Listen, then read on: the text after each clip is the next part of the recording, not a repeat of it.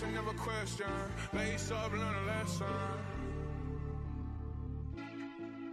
Bitch, I'm saucing, I do this often. Don't do no talking, my options right when I walk in. Jump on them Jordans, I'm ballin'. Money jumping, like I'm Davis from New Orleans. Oh, bitch, I'm hardin', I don't miss nothing. Hey, what's up guys, Beyond here, and before I start this video, just wanted to say real quick, please be sure to go down to your item shop and click support a creator, then type in Beyond-Halo and click accept.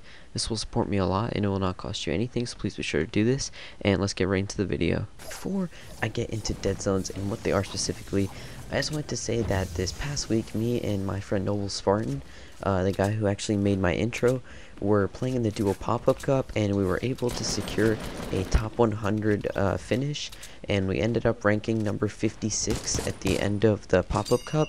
This is a pretty cool achievement for us, so if you guys want to go ahead and check it out, you can go over to the pop-up cup duos placement series, and if you scroll down to number 56, you can actually see Beyond Fort YT and OM Noble.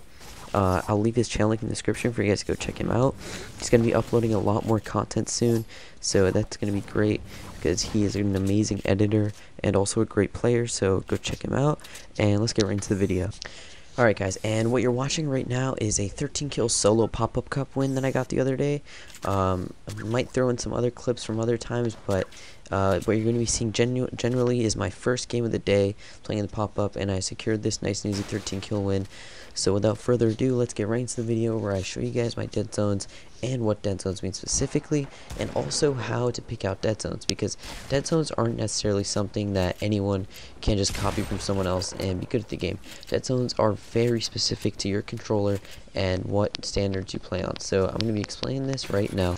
Alright guys, so to put it in simple terms, dead zones are basically this setting in Fortnite where you guys can set a specific radius around your left stick and right stick to not respond to any movement.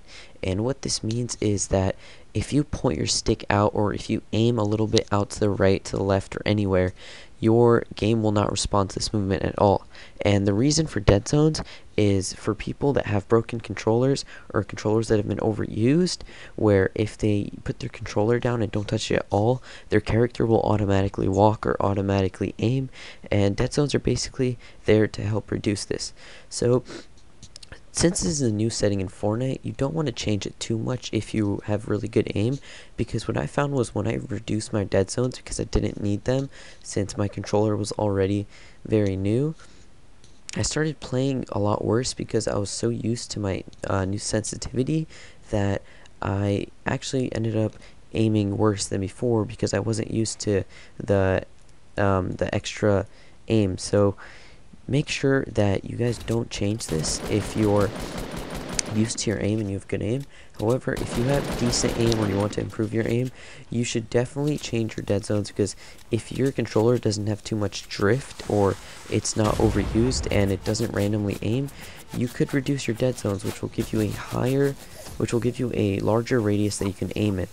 And what this means is you can have much finer aim, which is basically the same concept behind Control Freaks. So if you guys aren't that used to your aim, I definitely recommend changing your dead zones.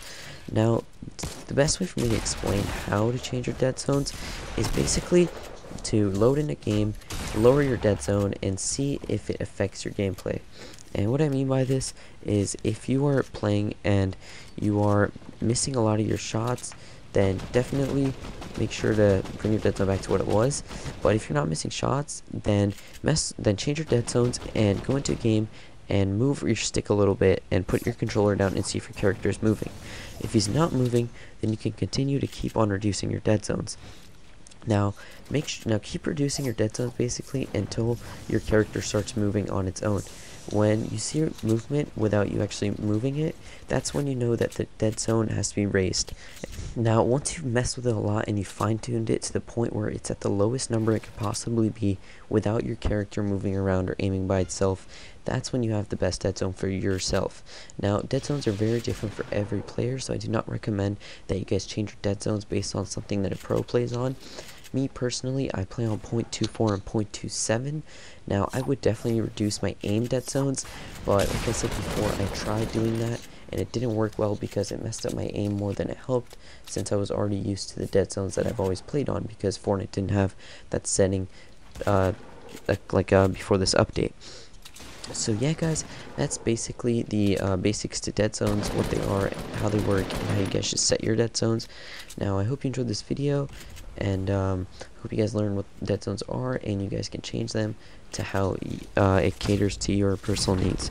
Now if you're new to my channel, please be sure to subscribe and drop a like if this video helped you. The rest of the video will be the 13 kill gameplay, so I hope you enjoy, and thank you guys for watching.